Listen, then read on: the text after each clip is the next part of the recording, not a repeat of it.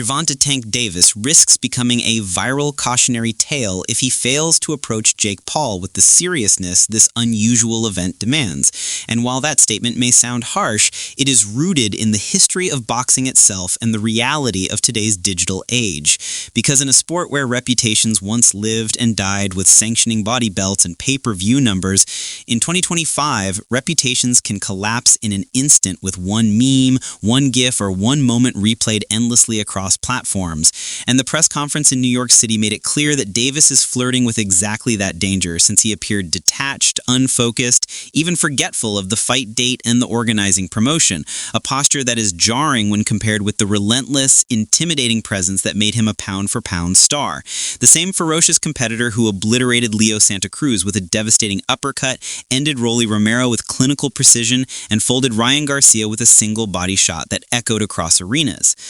Yet on Monday, fans saw a different Davis, a Davis who looked bored, who needed reminders, who joked absent-mindedly with Brian Custer about the schedule. And that image, shared by Netflix Sports with the caption, "Gervonta Davis forgot the day he's fighting Jake Paul," already began circulating as a joke rather than as a sign of dominance. A worrying sign, given that this fight, although technically an exhibition with a unique setup of 10 3-minute rounds, 12-ounce gloves, and a 195-pound cap that ensures it will not be formally recorded on BoxRec, is still one of the most high-profile spectacles of the year, broadcast live on Netflix to millions who will act as judge, jury, and executioner in the court of public opinion. And the verdict of that court could sting far worse than any official result, because Davis has everything to lose in this fight, whereas Jake Paul, the influencer-turned-boxer once dismissed as a sideshow, has everything to gain, since Paul thrives in the viral ecosystem where moments matter more than resumes,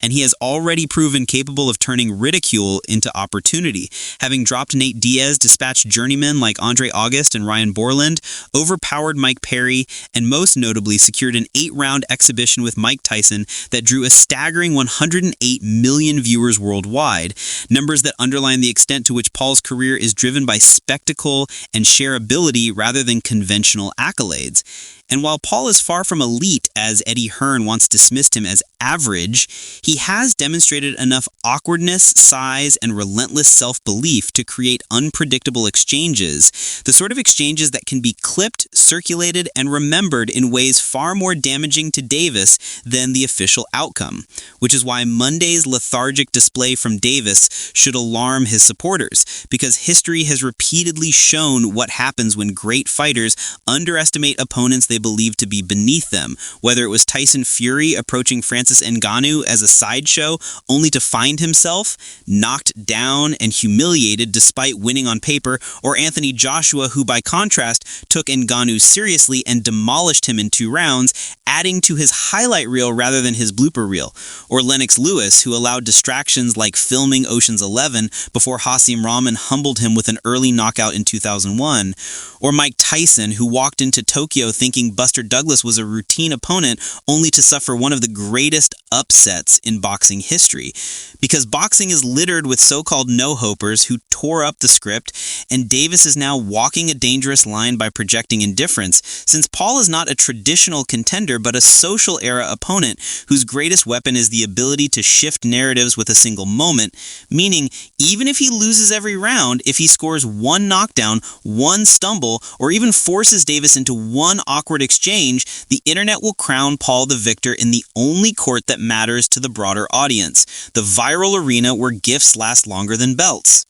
And this is why the November 14th event is so risky for Davis, because while on paper he is levels above Paul, a ruthless finisher with unmatched timing and explosive power, in practice the reputational stakes are inverted. Since Paul cannot truly lose, he will either be praised for surviving against a pound-for-pound champion or immortalized for any moment of success, while Davis risks the erosion of his aura, the same aura that fueled pay-per-view blockbusters and made him one of the sport's most marketable stars.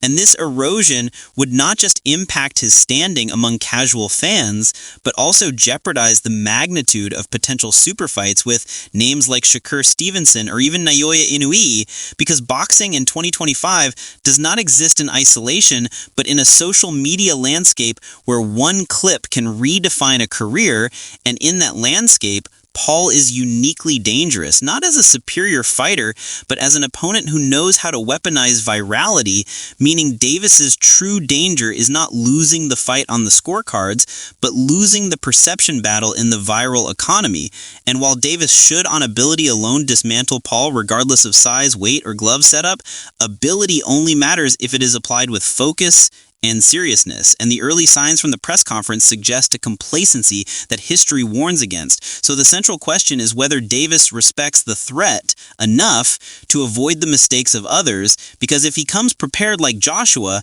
this can be an easy night's work, a showcase of his power that reminds everyone of his stature. But if he strolls in like Fury did with Ngannou, he risks not only embarrassment, but the permanent branding of his name alongside a clip he will never escape, because in this era, one stumble can erase years of dominance. And that is the cautionary truth Davis faces on November 14th, that Jake Paul may not beat him as a boxer, but he could still beat him as a meme, and that is why this fight is more than an exhibition. It is a referendum on how seriously Davis values his legacy in the social media age, where perception can outweigh reality.